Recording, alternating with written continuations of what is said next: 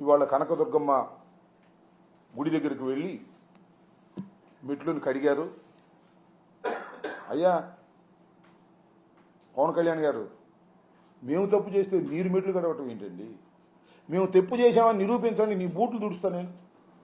మేము తప్పు చేసామని నిరూపించు.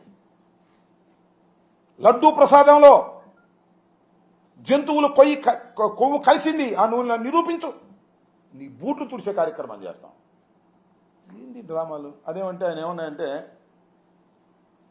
హైందవ దేవాలయాలే, వైసీపీ హైందవులే దేవాలయాలకు నష్టం జరుగుతుంటే పట్టించుకోలేదు. హిందూ దేవాలయాలు, నేను మనవి చేస్తున్నా, తెలుగుదేశం ప్రభుత్వం అధికారంలో ఉన్నప్పుడు విజయవాడ రోడ్డు మీద ఉన్నటువంటి అనేక దేవాలయాలను పగలగొట్టి దేవాలయాల్లో ఉన్నటువంటి దైవ స్వరూపాలను మున్సిపాలిటీ తొట్టుల్లో వేసుకు వెళ్ళినటువంటి సంఘటన మర్చిపోయారా అని అడుగుతా ఉన్నా. ఆ రోజు ఎందుకు మాట్లాడలేదు?